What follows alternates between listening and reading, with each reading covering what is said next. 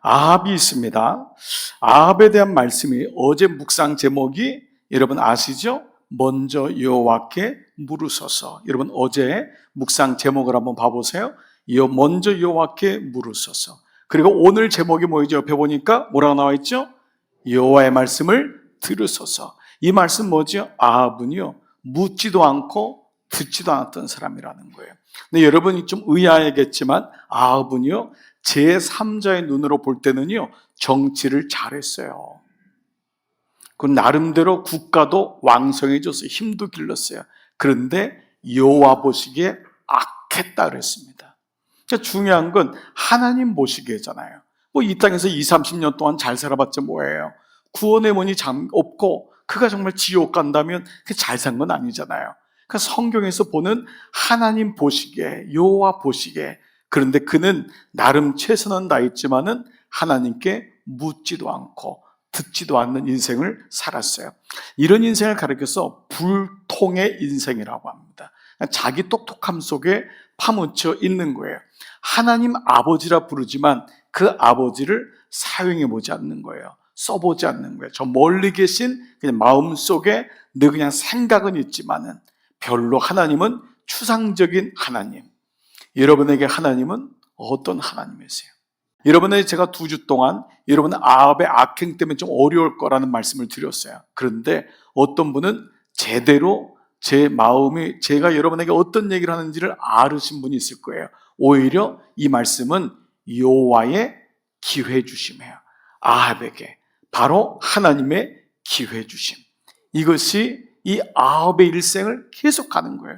그러니까 여러분 아합에게 하나님이요 기회를 안 준 게 아니에요. 어떤 왕보다도 더 많은 선지자를 투입시킵니다. 게다가 사돈까지도 투입시키는 거예요. 그러니까 진짜 아합은 하나님께 은혜를 받은 사람인데 정말 은혜를 몰라요. 근데 이 모습이 죄송하지만 저와 여러분의 모습하고도 별 다르지 않다는 거예요. 자, 오늘 이제 그런 맥락에서 보면은요, 그는 오히려 하나님께 묻지 않고 누구에게 묻죠? 거짓 선지자 400명에게 물어요. 그러면서 여호사밧이 다른 신이 없냐, 다른 선지자가 없냐라고 했을 때 여호와 같은 이가 어디 있겠느냐라고 하는 미가야라고 하는 선지자가 등장하죠. 자, 이 미가야의 성경이 8절인데 한번 같이 한번 보겠어요. 8절 시작. 이스라엘의 왕이 여호사밧 왕에게 이르되 아직도 이물라의 아들 미가야 한 사람이 있으니 그로 말미암아 여호와께 물을 수 있으나 그는 내게 대하여 길한 일은 예언하지 아니하고 흉한 일만 예언하기로 내가 그를 미워하나이다. 여호사밧이 이르되 왕은 그런 말씀을 마소서. 네, 여러분 이 맥락을 이해하시죠? 400명에게 물으니까 여호사밧이 보니까 기가 막힌 거예요. 다 거짓말하는 사람인데 아첨하는 사람이니까 다른 사람 없냐 그랬더니 미가야가 있는데 그는 뭐라 그러죠? 나에게 좋은 일, 흉한 이 길한 일은 예언하지 않고 어떤 일이요? 흉한 일만. 이 흉하다고 하는 라아라고 하는 단어는요 애통이라는 단어예요. 애통하는 자가 그 뜻이에요. 지금 뭐냐 하면 나에게 애통하는 마음, 회개하라고 하는 말만 준다는 거예요. 그러니까 이 사람이 진짜잖아요. 예, 아합이 돌아오라고 하는 말을 하는 거예요. 자기가 원하는 건 뭐예요? 잘 될 거다, 잘 먹을 거다, 네 자식 잘 될 거다, 건강할 거다. 그 말이 아니라 끝까지 하나님 붙들어야 된다. 이게 미가야가 흉한 일. 그런데 이것이 아합에게는 흉한 일로 보이는 거예요. 애통하라고 하는 말을. 정말 참 이 아합이 그래서 뭐라 그러죠? 내가 그를 미워하나이다. 그랬더니 여호사밧이 뭐래요? 왕은 그런 말씀을 마셨어요. 이거의 정확한 번역은 왕은 왕으로서 그런 말씀하시면 안 됩니다. 왕은 그렇게 예수 믿으면 안 됩니다. 왕은 그렇게 신앙생활하면 안 됩니다. 이렇게까지 여호사밧이 얘기하죠. 자, 이런 의미로 본다면 저는 이 표현이 참 좋아요. 인생의 방황은 하나님 품 안에서 끝나고, 아멘. 신앙생활의 방황은요 말씀이 있는 사람, 말씀이 있는 교회에서 끝나는 줄 믿습니다. 그래요. 그게 안 되면은 늘 아합처럼 자기 보챔에 끌려다니는 거예요. 하나님이 없으니까 늘 자기 마음속에 보챔에 끌려다니고, 신앙생활도 마찬가지예요. 말씀이 있는 곳에서 여러분의 인생의 방황, 신앙생활의 방황이 멈춰야 되죠. 자, 미가야가 어떻게 말하죠? 이번 전쟁에 나가면은 오늘 17절에 뭐냐면 전쟁터 나가면 당신 죽는다. 당신 죽는다. 백성들은 뿔뿔이 흩어진다. 이 얘기를 하는 거예요. 그럼 미가야는 마음속에 있는 하나님이 주신 마음을 얘기하는, 그러니까 무슨 말이냐? 이 전쟁터 나가면 안 된다. 이 전쟁하면 안 된다. 그런데 이 얘기를 아합은 듣지 않아요. 그리고 이 전쟁에서 죽어요. 자, 그러면서 19절에 이 사람, 하나님의 사람 미가야가 뭐라고 말하냐? 19절, 미가야가 이르되 그런즉 왕은 여호와의 말씀을 다 같이요 들으소서. 이 사람이 옆에 있어야 돼요. 여러분, 오늘 주일날이 어떤 날입니까, 여러분? 그냥 마음의 위로밖에 온 그 차원이 아니잖아요. 그러려면 뭐 드라마 보고 있죠. 여호와의 말씀이 여러분에게 들리기를 축복합니다. 들어야 돼요. 어떤 분은 자녀를 막 데려오고 싶어하는 분이 있어요. 왜냐하면 그가 부모의 말을 안 듣거든요. 그런데 그가 예배 시간에 하나님의 음성이 들려지기를, 저는 그 부모 마음 이해가 돼요. 정말 부모의 마음이, 하나님의 음성이 들려야 돼요. 오늘 우리에게도 하나님의 음성이 들려야 되잖아요. 미가야는 왕이요, 이제는 하나님 말씀을 좀 들으세요. 고집대로 살지 마세요. 그러면 아합이 그의 인생을 끌고 갔던 고집이 뭘까요? 아합은 왜 이렇게 묻지도 않고 듣지도 않고 이렇게 살았을까요? 첫 번째입니다. 다 같이 한번 읽어볼게요. 시작. 경험이 은혜보다 커질 때. 기억하십시오. 경험은 여러분 중요한 겁니다. 인생을 살면서 경험을 얻는 것, 결혼을 하고 자녀를 낳고 또 인생에서 직장 생활하고, 이런 모든 경험은 우리에게 소중합니다. 그런데 이 사단은요, 얼마나 머리가 좋은지 몰라요. 이 경험이 하나님보다 앞서게 합니다. 그래서 별로 하나님께 물어보지 않아요. 내 머리로 합니다. 내 경험으로 합니다. 그런데 믿음은 경험이 은혜보다 앞서게 되면은 하나님을 필히 떠나게 되어 있습니다. 이게 오늘날 마귀가 주는 어찌 보면 굉장히 교묘한 작전이에요. 두 번째는 바로 이겁니다. 다 같이 시작. 소유가 은혜보다 커질 때. 소유처럼 중요한 게 어디 있습니까? 여러분 인생 살면서 적당한 소유가 있고 소유가 또 적당하게 또 있으면은 그만큼 삶을 누릴 수 있는 것은 분명합니다. 그런데 문제는 뭐죠? 소유가 소유욕이 될 때가 문제입니다. 그러면 끌려가기 시작해요. 하나님과의 관계에 빨간불이 들어와요. 아합의 한번 경우를 볼게요. 아합이요, 사건 중에 여러분 목요일 말씀이 21장인데 아합의 인생에서 분기점이 된 인생이 있어요. 바로 나봇의 포도원 사건입니다. 여러분 아시죠? 왕궁 앞에 뜰이 하나, 가든이 하나 있는 게 나봇이라는 사람이 가지고 있는 포도원이에요. 아니 이스라엘 전부가 아합 건데 왕이 그게 눈에 딱 들어온 거예요. 들어오는 순간부터 잠을 못 자는 거예요. 뺏고 싶은 거예요. 그걸 누가 옆에서 그 마음을 막 자극하죠? 아내인 이세벨이 자극해서 다 쳐 죽여버리잖아요. 그 사건으로 인해서 완전히 아합의 인생은 그때부터 하나님과 멀로 떨어질 뿐 아니라 비참한 인생으로 가요. 자, 그때 그 사람의 마음이 어떠냐? 소유에 붙잡혔던 그 아합의 모습이 21장 4절이에요. 아합이 근심하고 답답하여 왕궁으로 들어가 침상에 누워 얼굴을 돌리고 식사를 아니하니. 이게 아합의 모습이 왕의 모습이 아니죠. 왕의 자녀의 모습이 아닌 거예요. 그의 내면이 소유욕에 붙잡힐 때, 소유는 소중해요. 그러나 여러분 그것이 우리의 인생을 하나님보다 더 먼저 끌고 가고 그것이 우리의 인생을 붙잡고 있을 때 우리는 그걸로 인해서 너무 힘들 때가 많이 있어요. 주식하는 분이 있을 거예요. 여러분 주식 나쁘다고 제가 얘기 안 하겠습니다. 그러나 여러분이 말씀도 묵상이 없고 날마다 주식 그래프에 매여가지고 오늘은 좋은 날, 오늘은 떨어진 날, 늘 그렇다면 사실 여러분은 소유가 은혜보다 강한 분입니다. 은퇴를 준비한다는 것 소중한 것입니다. 그러나 그 은퇴 중요하지만은 그것이 하나님보다 더 높아진다면 잘 준비하시기 바랍니다. 그러나 여러분 지혜가 없으면은 결국은 돈이 여러분을 끌고 갑니다. 부부 사이에도 늘 돈 얘기하는 분이 있습니다. 여러분 나중에는요 허망합니다. 있는 것 같다가도요 허전해요. 이게 아닌데 그리스도인에 관한 느끼는 아주 귀한 마음입니다. 말씀이 없으면은 이 돈, 내가 직업 자랑하는 것, 이것이 무슨 의미냐? 하나님이 주신 것을 깨달을 때 직업의 의미도 생기고 돈도 모으는 것이 다가 아니라 잘 써야 되겠구나. 하나님 나라를 위해 잘 써야 되겠구나. 여러분, 이것이 물질관 아닙니까? 모은들, 여러분 7학년 지나면요 가고 싶어도 잘 못 가요. 그 모은 거 쓸 수도 없습니다. 그때 지나면요 먹고 싶어도 그렇게 많이 못 먹습니다. 여러분이 모으는 게 중요한 것이 아니라 그 소유욕이 아니라 하나님께로부터 왔음을 기억하고, 그래서 믿음은 질서라고 말씀을 드렸어요. 믿음은 사랑과 사용의 질서가 바뀌는 거예요. 사랑은 오직 하나님인 거예요. 하나님을 사랑하니까 물질과 내게 주신 것은 사용을 해야 되겠구나. 근데 이게 안 되면 하나님을 이용해서 물질을 사랑합니다. 돈이 일만하게 뿌리가 아니라 돈을 사랑하는 것이 일만하게 뿌리예요. 그 사랑은요, 러스트라고 하는 욕망입니다. 돈의 욕망에 붙잡히면은 하나님을 잊어버리는 경우가 많습니다. 여러분, 오늘 이 말씀 속에서 다시 우리는 신앙적으로 세워줘야 될 의미가 있는 거죠. 자, 그렇다면 오늘 여러분 조금만 더 제가 한 단계를 한번 좀 더 가볼게요. 그렇다면 어떻게 우리 삶 속에 묻는다는 것, 듣는다는 것이 어떤 말씀일까? 뭐든지 성경은 근원적인 말씀이 중요해요.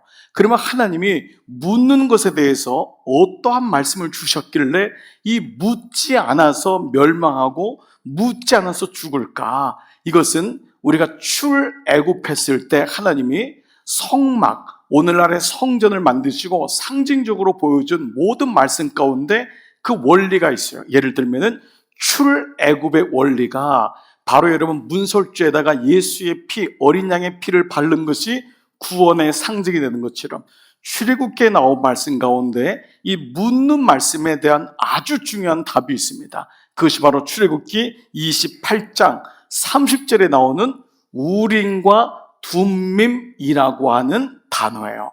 여러분, 우림과 둠밈을 여러분 중에 이미 알고 계신 분도 많을 거예요. 그런데 혹시 듣긴 들었는데 이게 무슨 말씀인가 하는 분들, 오늘 잘 말씀을 한번 들어가 볼게요. 출애굽기 28장 30절, 너는 우림과 둠밈을 판결 흉패 안에 넣어 아론이 여호와 앞에, 즉 성막 앞에 들어갈 때에 그의 가슴에 붙이게 하라. 우림과 둠밈은 출애굽기에 등장하는 이 말씀인데, 성막 안에 들어갈 때 제사장, 우리 모두가 왕 같은 제사장이 이제는 되었잖아요.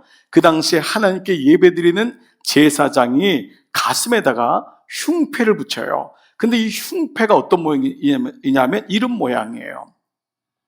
여러분이 보면 저 가슴에 사각형, 정사각형이 있는데 그게 12보석으로 12지파를 상징하는 보석이 있고 요 안쪽에 안주머니가 있는 거예요. 그래서 여기다가 우림과 둠밈이라고 하는 두 개의 돌을 집어넣은 거예요. 이 돌의 크기나 모양에 대해서는 성경은 나와 있지 않아요. 그러나 우림과 둠밈이라고 하는 두 돌을 이 안에 집어넣어서 그때에 집어넣었을 때 이 흉패가 판결 흉패가 되는 거예요. decision, 판결할 수 있는. 즉 제사장의 역할은 뭐냐 하면 어떤 문제가 있을 때 하나님께 묻는 거예요. 물을 때 성경에 제비를 뽑는다고 하는 건 이 우림과 둠밈을 꺼내는 거예요. 근데 중요한 거는 확률의 문제가 아니라 50% 50%의 확률의 문제가 아니라 그때마다 하나님 앞에 가서 내 경험과 소유를 가지고 얘기하는 것이 아니라 하나님 어떻게 하면 좋습니까? 라고 하는 의미를 가지고 있어요. 그때 그들은 우림과 둠밈을 통해서 하나님의 뜻에 전적으로 순종했던 거예요. 자, 그러면 이 우림과 둠밈은 어떤 뜻이냐면 우림은 빛이란 단어예요. 그리고 둠밈, 발음하기가 어렵죠. 우림, 둠밈. 둠밈은 온전함, 완전함이에요. 근데 이 두 단어가 연결되어 있는 거예요. 완전한 빛, 완전한 빛, 이 단어가 우림과 둠밈의 뜻인 거예요. 자, 그러면 여러분들이 지금 보고 있는 열왕기서의 주제는 뭐냐 하면 우리는 왜 망하게 되었는가예요. 그래서 우리는 망한 다음에 포로 시대에 이걸 쓴 거란 말이에요. 우리 자손들에게 우리가 이래서 망했단다. 아버지, 할아버지가 이래서 망한 거야. 그리고 두 번째 주제가 뭐냐면 누가 진짜 왕이냐. 아합, 네가 왕이 아니야. 아무리 경험이 많고 소유가 있어도 잠시 누리다가 없어지는 거란다. 그거를 계속 보여주는 거잖아요. 그거 누가 좋냐? 누가 진짜 왕이냐? 그런데 이런 이제 시대적인 이제 보면서 아합 이후에 왕들이 나오지만 북이스라엘과 남유다는 다 망합니다. 그래서 북이스라엘이 BC 722년에 망하고요. 남유다가 BC 586년에 다 망해요. 그래서 여러분이 586 요거는 조금 기억하면 좋아요. BC 586년에 다 망하면서 바벨론의 포로가 되는 거예요. 이제 우리는 이 말씀의 배경을 많이 묵상했기 때문에 어느 정도 맥락을 알잖아요. 포로로 갔다가 하나님의 언약대로 몇 년 만에 다시 자기 땅으로 오죠? 70년, 그렇습니다. 70년 만에 오는 거예요. 그러나 이스라엘 백성들은 70년 동안 정말 돌아갈 수 있을까? 그동안 70년 동안 하나님을 떠난 백성들이 너무 많았습니다. 자, 그런데 70년 만에 돌아왔는데 문제는 뭐냐 하면은 족보에 문제가 생긴 거예요. 정체성. 누가 진짜 이스라엘 사람이냐? 그리고 두 번째, 누가 거기서 믿음을 지켰느냐? 그래서 성전 안에 들어와야 되는데 막 떼거지로 들어오니까 이 사람이 이방신을 섬겼는지 우상을 섬겼는지 바벨론인지 알 수가 없는 거예요. 그래서 그때 바로 제사장들이 전통적으로 했던 게 뭐냐면 우림과 둠밈을 가지고 이 사람들을 구별해내는 일을 감당했던 거예요. 우리가 생각할 땐 과학적이지 않네요라고 하지만 이스라엘은 절대 하나님의 은혜 가운데 있었기 때문에 이 것들이 다 드러나게 된 거였어요.